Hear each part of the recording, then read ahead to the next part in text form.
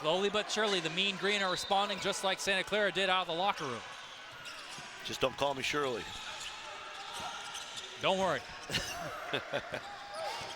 Yeah, we'll see what we got here. Santa Clara looking to close out the game. This is what separates the teams that can win a lot of games and teams that really struggle around 500 or worse. Napper to Grace for his third tray of the game. Doesn't get the friendly roll. Oboye to Mahi. Broncos get another crack at it. Herb Sendek asking for a foul call that's not coming. A lot of contacts. And another turnover, number 20. Yeah, that's an unfortunate situation. There was a good amount of contact, but Santa Clara had the opportunity to reset on the offensive rebound, second chance, and they just relentlessly attacked, even with a +4 advantage. I'm not sure if that was what the doctor ordered. North Texas, despite that run from Santa Clara, can get this back down to 1. They can. They haven't been exactly the most proficient three-point shooting team at 1 for 13 today. But again, a three-point play is obviously in play because they get to the foul line all the time. They're now sitting at 27 free throw attempts on the road to 30. And Santa Clara has really got to have a good defensive possession here. All right, Terrell trying to get something happening. We approach 90 seconds. Stevenson spin around in the lane. Through Oboye. Got the layup to go. What a finish by Stevenson. And we might have a review here because Oboye took one in the chops. And from our angle, it looked like Oboye may have gotten away with a foul, which would have given North Texas the chance to tie as he left his feet, but there were some elbows. I think that's a good inconsequential no call, and hopefully Oboye's orbital bones are intact. I mean, that was a tough finish there by Stevenson, and one that North Texas sorely needed. And now look how much smaller Santa Clara's lineup becomes. Jake Ensminger back in. And Darlin hits the bench with Oboye as he'll get a little bit of a trainer peek at the orbitals. 92 seconds left to go. North Texas has cut it from 9 back down to 2. We got clutch minutes here in the KPA. Ensminger in for Hammond. Here we go. 90 seconds and counting. Both teams trying to look to get to 9-3 on the season and close out their non-conference slate strong. Now you got to continue to watch what happens off the ball.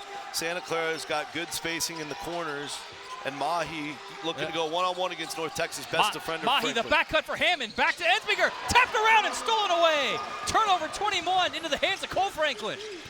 Cole Franklin's been everywhere. North Texas can tie or take the lead. Terrell down the lane. We are tied. David Terrell Jr. with 16 for the Mean Green. Santa Clara just had a 9-point lead and it has fully evaporated. We're under a minute to play from Santa Cruz. Hammond working on the freshman, E.J. Horton. Into Allen Grace, he's got the mismatch on Terrell. A little bit of a zone look here. Graves cutting, Napper, the layup, he got it! And a timeout from Santa Clara. They take the lead with 37.5 to go, up 2, and we'll keep it here. Rocco, how about that nifty finish from the fifth-year senior, Brett Napper? Well, it's what he did without the ball to free himself through the lane. He's 0 for 6 from 3 tonight, so he makes himself available inside the paint in a great cutting fashion and a nice finish as well. So Santa Clara's going to set their defense almost assuredly, probably going to throw that token pressure at North Texas. If you're Danielle Robinson, is it as easy as get the ball in the hands of David Terrell or Jay-Sean Stevenson, or where are you going with this? Typically it's been Stevenson these last few games, but Terrell has found it in his hands quite frequently. I think what you're going to see is a high P&R, what we call P&R, but pick and roll with Dylan Arnett in the two-man game with one of those two, Stevenson or Terrell. And then we'll see what happens. They've been known to kick it out to the corner in that situation. They've also been able to get to the rim in that situation. I think if you're Daniel Robinson, you're basically just trying to get to the rim because that's where they've been the most effective throughout the night. And there's really no threat of a good shooter tonight as the team's sitting at 1 out of 13 from downtown. Yeah, that three-point percentage, not pretty. If you guys need the breakdown, 7.7% from beyond the arc for the Mean Green tonight. And, you know, we think in the pregame in the open and what we talked about, losing Will McClendon, like this is a scenario right here where you feel that more than anything. Yeah, he's out for the season, so you have to be a forward thinker to be a coach and a player on the team. Yeah, so you have to just think about life without him, unfortunately. I know when they built this roster, that was a big part of the thinking. But, you know, in this day and age, you have to throw that out the window and work with the pieces you got. North Texas historically, though, I've been watching this program for decades, and I would say this is quintessential North Texas basketball. Just play gritty defense, outscore the other team, rock fights are your friend. And the fact that it's in the 60s is probably a little disappointing. They've won so many great games, like 52-50 over the years, that this is kind of high scoring for them. And you think of the run they went on. They won the NIT not too long ago, got back to the semis recently, and understandably under different coaching staff, but the standard has still been the same. And that South Alabama win last time out, 58-57.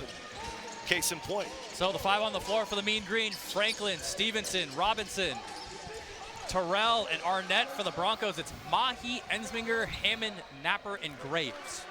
And again, if North Texas can get into their offense, watch for Arnett to be in the pick and roll game and see how they operate from there. And pay attention to cutters. 7-second difference, game and shot clock here at the KPA. North Texas, can tie or take the lead? North Texas looking for their first lead since it was 43-42. Terrell down the lane, spinning around, lost the ball. Stevenson getting it back, and he traveled. It's another one of those icky shuffles, if you will, where both feet moved. It was the right call. Just a very surprising play, because he knew he was stuck under the basket trying to create an angle, but he's just dragging his feet. Yeah, we saw Gavaluga do that earlier, and it's helping. It's been a weird night on the floor. So very slippery. 20 seconds left here. North Texas can go for the steal. They also have to foul here. Next foul puts Santa Clara in the double bonus. Napper in the backcourt. They're not fouling yet. They're trying to get the double. Napper trying to get around to Ensminger. 15 seconds and counting. Robinson doesn't get the foul call. Terrell eventually does. So it's double bonus situation. Bretton Napper to the free throw line to try and put the Broncos up 2 possessions. Yeah, that was a strategic move by Santa Clara. Napper at 89%. He's only shot 9 free throws this year coming into this game, 8 for 9. Obviously, he's very well trusted. And Ensminger, if he were to be fouled in that situation, he's 6 for 9 on the year. So they got the guy that they want at the line here. Napper at the line, double bonus situation, around the world and out, and that leaves the door ajar for North Texas. That 89% free throw percentage goes to 80. Oh my. Because he was 8 for 9. Rocco, how many times do you see it in March when it's the guys with the high numbers and they don't make the free throws? You got guys shooting 50 and 60% and they somehow come through. Well, when you're shooting free throws at the end of the game, you're a little fatigued. The adrenaline's at a big time high, and it's not exactly your normal routine. I think when you're in the first half, it's a little different. So some of that plays into it, but he looked good on both shots. The first one went halfway in and flew out, unfortunately, for the Broncos. All right, 11.1 seconds to go. Shot clock dark. It's Horton, Terrell, Robinson, Stevenson, and Arnett for the Mean Green. They're up, down 3, and timeout, Danielle Robinson. All right, Rocco. You got 6.7 seconds to go. You're down 3. 1, if you're North Texas, where do you go with the ball? And if you're the Broncos, do you foul up 3?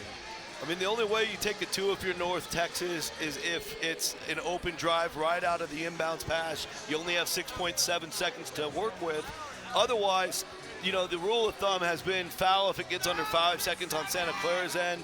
We saw that backfire in the game between Stanford and St. Louis in Santa Clara's tournament, but that's a very rare thing. I think in this case, North Texas has been so dreadful from 3. You almost want to roll the dice if you're Santa Clara.